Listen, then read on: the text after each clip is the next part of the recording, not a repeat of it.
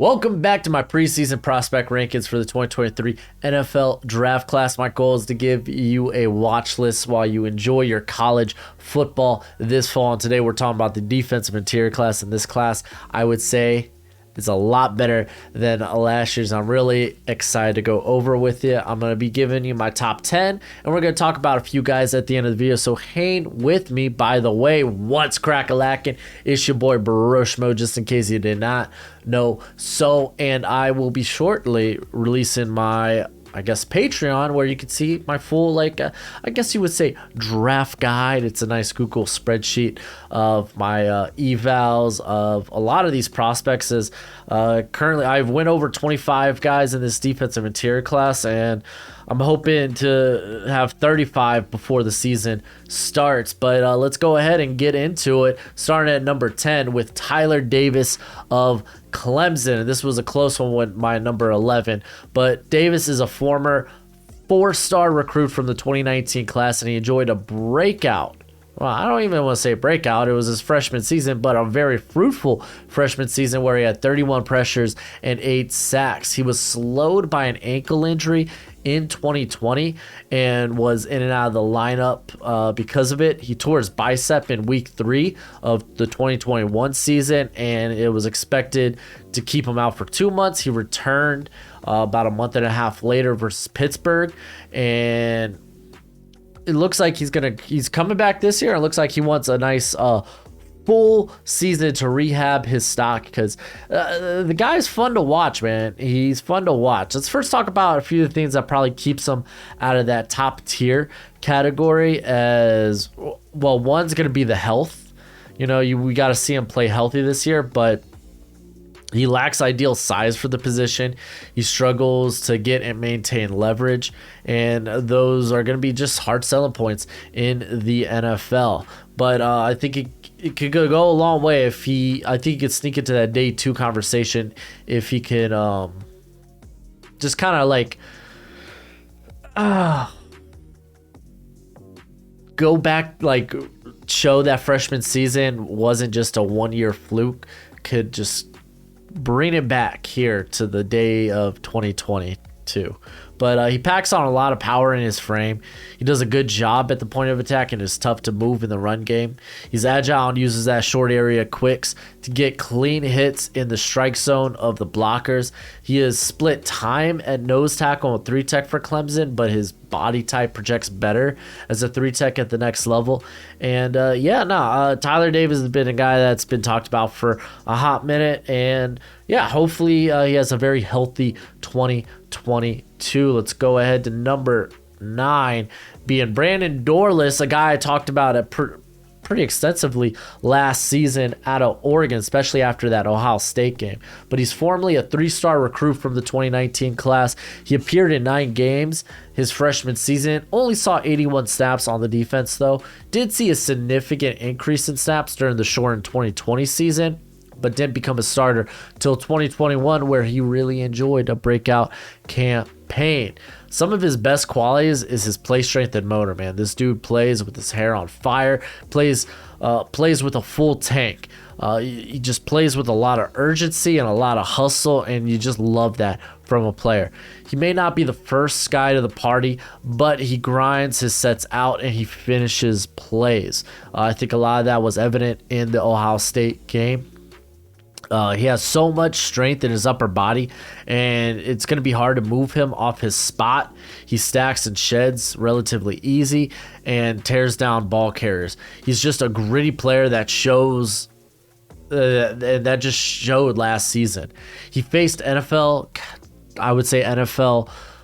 caliber talent, and he just produced. He produced well last season, and he's just scratching the surface. And if he could add more pass rush moves to his arsenal, then watch out. But he does need to add weight. He did in between his sophomore and junior year, but definitely at 284 when you want to pack on a little bit more mass. I am, by the way, looking for the more pass rush moves this year. Like I said, he could definitely add some to his arsenal, and I look forward to seeing that.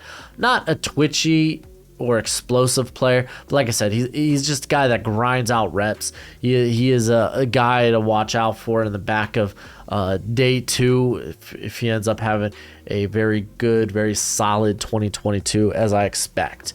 By the way, become a bro and subscribe. Leave this video a thumbs up if you enjoy the content. As always, let me know what you think in the comment section below. Let's have that nice, beautiful football discourse. And the popular thing now to do on YouTube, if you really support the channel, is to share the video. So go ahead and do that. Let's go ahead, get back to the nitty gritty.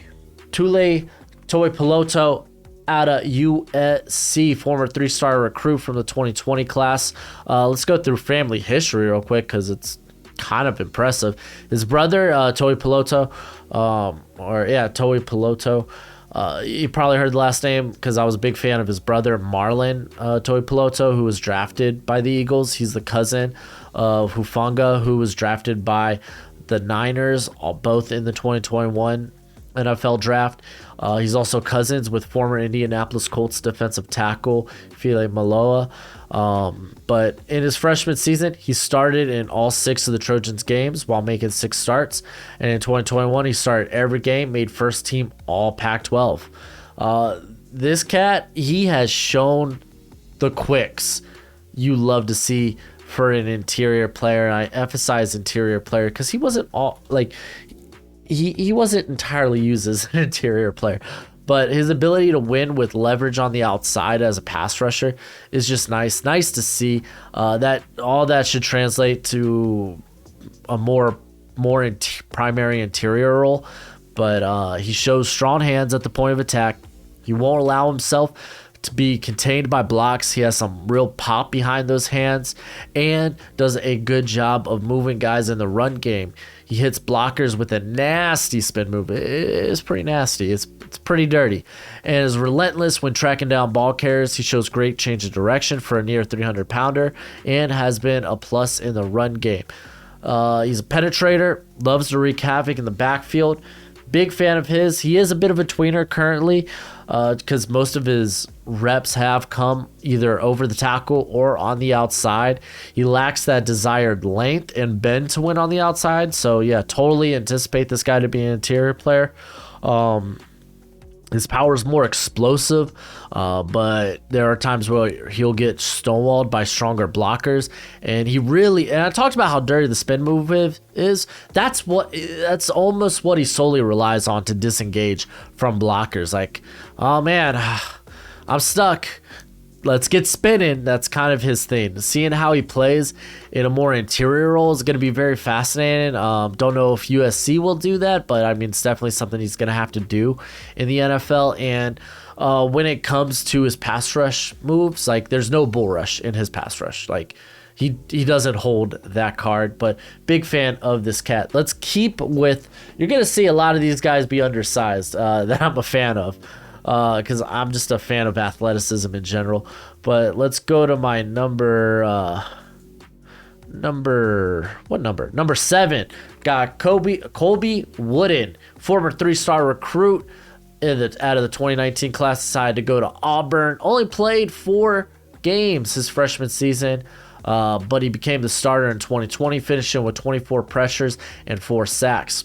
He primarily plays this hybrid edge rusher role in 2020. Moved a bit more inside in 2021, and that's where he kind of had a breakout campaign, really playing in the B gap a majority of the time, and he was an honorable mention on PFF's All-SEC team. Now, this cat's played everywhere for the Tigers. He's lined up anywhere from the 1 tech to the 5 tech. He boasts great length and very desirable burst from the interior, plays with a hot motor and strong strikes. His hands are violent, and while they can be it would be nice to see him be a bit more precise, he's doing damage regardless, and I love the foot speed. He has the quicks of an outside edge rusher. Size, though, is going to be the concern, and you're going to see that with the next guy as well. 6'5", 275. He has the frame to put on more mass, so I fully expect him to. He may have enjoyed a breakout season on the interior, but it didn't come with throughout its struggles, his play strength has been a concern. His inability to consistently stack and shed has been a concern. He doesn't always play with leverage and might be more suited to a 3-4 end role or a third down interior role in the NFL. He just needs time to fill out that frame. But I'm a big fan of his. I talked about him quite a bit last season as well. And then on to number 6. I got Jaquelin out of Pittsburgh, and you look at that 6 foot 275. Yeah, he's a tweener. That body. That's a late day 3 guy. It's just the production's been so good. He's a former. Here I'm on the wrong guy. He's a former 3-star recruit. There we go. Out of the 2019 class, he redshirted his freshman season and then played in 11 games in 2020, starting in the Final Four. And then in 2021, he finished the season with 9 sacks and was a first-team All-ACC. He has a great get-off, and he wins with relentless hustle. He has quick feet and a unique bend on stunt plays. He uses his lack of height to his advantage and just gets great leverage. He has strong hands and can be more dominant at the point of attack just simply by adding a bit more weight, or maybe even adding a few more power moves to his toolbox. More times than not, he is the first defender in the backfield and is just a nightmare in one-on-one situations. I love the movement skills, offers up a lot of versatility, but size is going to be the uphill battle for him. Like, if this guy ends up going on day 3, it's going to be because of size. He's short, he's light, and the thing is, it just hasn't affected his production. His hand usage does leave a little bit to be desired, as he often opts to swat hands off him because he's not usually the first to the point of attack, and if he can't penetrate immediately, he's usually a non-factor in the run game. He can be moved easily in the run game as well. But I'm a big fan of his. I think there's a lot of potential there. I might be a bit gingerly putting him in the top 50 just simply because of his physical tools, his physical build. Is probably more of a day 3 guy, but he's a guy I really wanted to mention, man. I'm a big fan of his.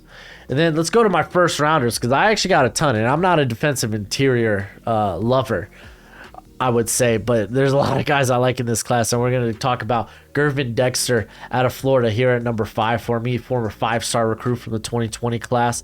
He saw plenty of action his freshman year, carving out a rotation role, playing 254 snaps.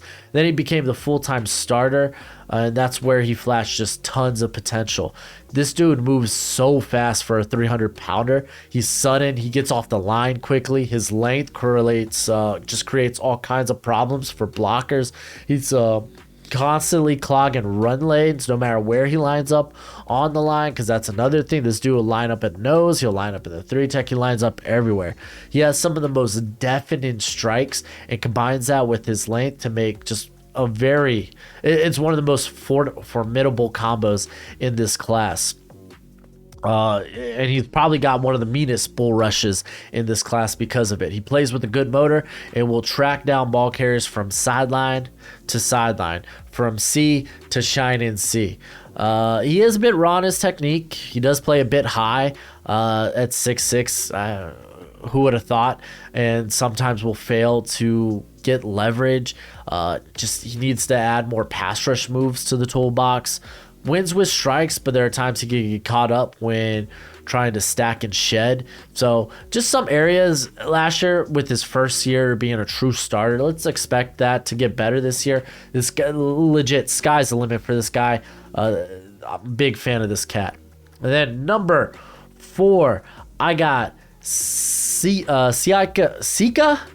Ika. Golly, dude, I should have wrote a pronunciation. I can't even pronounce the word. I should have wrote how to pronounce his name properly, and I will do that after this video. Even though it is all of 7 to 8 letters. But he's a former 4-star recruit from the 2019 class. Saw plenty of action his freshman season for LSU. That's right, his transfer. Carved out a rotation role, 246 snaps that freshman season. After a scheme change in 2020, he saw his usage drop significantly. Only played 75 snaps on the defense in the following season. So he decided to transfer and reunite with the former LSU defensive coordinator Dave Aranda. And it ended up being a great decision because the dude had a huge 2021. Now, the dude's a mountain. Like, no kidding. Look at it. 6'4", 350. He's a behemoth of a man. He has got insane strength. Herculean strength, if you will. He delivers strong blows, consistently pushes the pocket. He has a nifty dip move and gets pressure quicker than you'd anticipate from a guy that's 350 pounds. In the run game, he's capable of blowing up plays right from the get-go, and he's also able to just sit on his anchor and create a pile up there in the middle. Sturdy frame, big space eater in the middle, consistently demands double teams, and he has the ability to split said double teams with ease, like a hot knife through butter. Whew. I would say he's definitely a penetrating nose tackle, and we'll need defenses that can make the most of that. LSU obviously didn't have that confidence in their new 4-3 front and chose to keep him on the pine or the bench. There are times where he does play a bit too high and he gets locked up. Usually then pushes the pocket, but he lacks the technique to really redirect or even stack and shed sometimes. But something to watch and monitor this year. Almost put him in my top 20. Big fan of his just because it's very he's very athletic for 350. Simply put, like he was a treat on the eyes. And then at number 3, I got my boy out of LSU, his former teammate, Jaquelin Roy out of LSU there, former 4-star recruit in the 2020 class. Saw plenty of action in his freshman season, carving out a rotation role there. He technically didn't start till their bowl game in 2020, or their bowl game in 2021. However, he had a good, healthy amount of snaps, so he was having 500 snaps there defensively. Now, dude has tremendous upside as a pass rusher. He has a nasty first step. He possesses great foot speed. He shows a good approach to rushing the passer and combos out of secondary moves. Like, this dude just can combo moves one after another, and you love to see that. We're in a passing league. Show me what you can do as a pass rusher. He plays with good leverage, uses quick hands to keep blockers off balance. I love the movement skills. He runs with a hot motor. This man's tanks on full all the time. He has that kind of sideline to sideline hustle you want to see in the run game.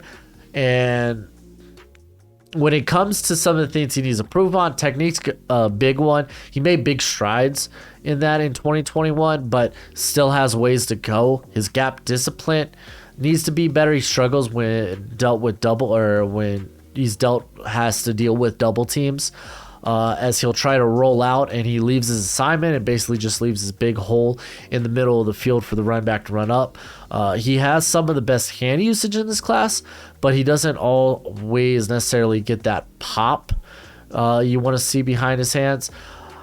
The dude has the upper body strength to do so I just want to see more of those definite blows that I've talked about with some of the other prospects in this class. I think it's just a matter of time. His anchor is a bit inconsistent, and he does end up on the ground more than you like to see. But when we're talking about upside, this guy has it. And then number 2, we got Bryan Brazee. That's right. That's how it's pronounced. Brazee. So Bryan Brazee out of Clemson, former 5-star. There we go. 5-star recruit. Exploded on the scene his freshman year. 26 pressures, 4 sacks. Started out hot too in the first 4 games of last season before tearing his ACL, as he had 10 pressures and a sack through 4 games. But everyone's gonna tell you they love his motor. This guy has one of the hottest motors in the class. He grinds out every rep. He's a high effort player. He plays to the whistle and he'll play through the whistle. His length helps him get to the point and attack quickly. I love the foot speed. He combines that with his length, and he's consistently pushing the pocket and literally can dictate the line of scrimmage. Good luck moving this dude off his anchor, and he doesn't blink when facing double teams. Just a very, very good player. Obviously, we do need to see a return to form, because we saw him for 2020, and then we only saw him in the first 3.5 games technically of 2021. So hopefully he can return to form. He doesn't have the greatest get off. He's not first off the line. This guy wins with his frame. He wins with short area quicks. He wins with a hot motor. There are times where he struggles to shed blockers in the run game, and even when he's tied up, though, he forces plays to break down, though. So it's like kind of nitpicking here and there. I just want to see a nice return to form for Brazil. And then number one is going to be everyone's number one. This dude's a top 5 pick in the draft. He would have been the top guy, top interior player off the board if he was able to be eligible. It's Jalen Carter. He was the best player on that Georgia defense, dare I say, Georgia team last season. This dude's a former 5-star recruit from the 2020 class. He played a little bit as a freshman, racking up 2 sacks, and even caught a touchdown pass versus Tennessee. And then in 2021, he saw a more prominent role for the Bulldogs and was, like I said, their most dominant player on that defense. Not defensive line, on that defense. And this was a defense that had 3 first-round players, or a defensive line that had 3 first-round players. If we include linebacker and secondary, that totals is up to 5. Just insane. Regardless, this guy, he plays with a lot of power, a lot of leverage. It's hard getting him off his anchor. He can stack and shed anyone with ease. By himself, he can dictate the line of scrimmage in the run game. He has a nasty swing move that has left many linemen just eating dirt. He uses it also to cut double teams. Just very explosive get off, quickest feet in this class perhaps. Combine that with a rare bend for an interior player, consistently winning on stunt moves, never quits on plays with a hot motor every play. What's not to love? I love this cat. We can talk about some of the cons, but it's really nitpicking, and these are few and far between. There are times where he'd be held in check by an effective double team, as an effective double team should. So, woof. Many of his wins off double teams are on broken plays where he's just kind of able to grind the play out. With Jordan Davis and Devontae Wyatt now gone, he's going to get more attention. So can he maintain that same level of play? Condition will also be an area to watch out for. He played the most snaps in his career last year, and it was just a smidge under 400. So again, it's not this that defensive line, that defense in general was so deep that they were able to rotate players in and out. So my concern's not can he do it. It's just it would be nice to see him do it. So there is that. But again, these are all very minor concerns. He is wonderful. He is great. He is a top 5 guy. Let's go ahead and talk about some guys who just missed the cut. I want to start with Jacob Slade out of Michigan State. I see why people like him. Dude's just a good player. He's like an early day 3 for me. And honestly, just like from his skill set, early day 3 guy, high motor player. I see why guys like him.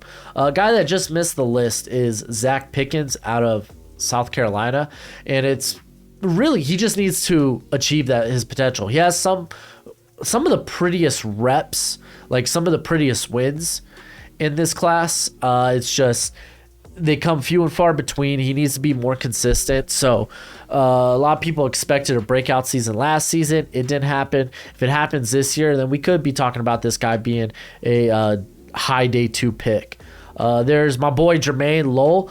Moving to Louisville was a bit of a curious decision for me, but I'm just excited to see him play. Former Arizona State guy, towards tricep right before the season last year. Probably would have been a day 2 pick, if not early day 3 pick, if he was able to play out the year. if you're not new to the channel, you know there's guys I like here like Corey Durden, who's going to be one of the older prospects probably in this class, but I think it was about like week 3 or week 4 where he actually became the starter at NC State, former Florida State transfer. He just has very, very nice get off, very great length for the interior. So like I'm just psyched to see him again. But he's probably going to end up day 3. Dom Peterson from Nevada. He's like, well, I talked about a lot of undersized guys today, and he's right up there, 6 foot, 285, but dude is grimy. What he has been dominating there at Nevada for it feels like a decade now. I need to mention this guy because I just didn't get to his tape yet, and I've been hearing a lot of good things about him. It's the Wisconsin interior player, Keanu Benton. And from what I'm hearing, man, he probably would have been a guy that would have made it in my top 10 if I went over him. I'm going to get to him before the season starts, though. So I definitely had to mention him, or else I would have heard about him all in the comments section. Which, hey, if you want to talk about him, feel free to talk about him. I'm really excited to hear his tape. Like, I'm kind of sad that now I'm going into his tape with this huge expectation. Then there's the UTEP nose-ish tackle, in Keon Stewart, who's just been a monster for UTEP. But if he's going to rise up boards, he really is going to need a off-season, just a banger of an off-season draft process. Bryan Young could be another name to mention here at Alabama. I just felt like he was solid, and that was it. Like, nothing that really, like, especially as a pass rusher, nothing I was just, like, flabbergasted by. I just feel like he's good. That's about it. Like, he's a good player. But let me know who are some other guys on your radar, on your list. I look forward to hearing from y'all. But until next time, you be easy, my friends. Later.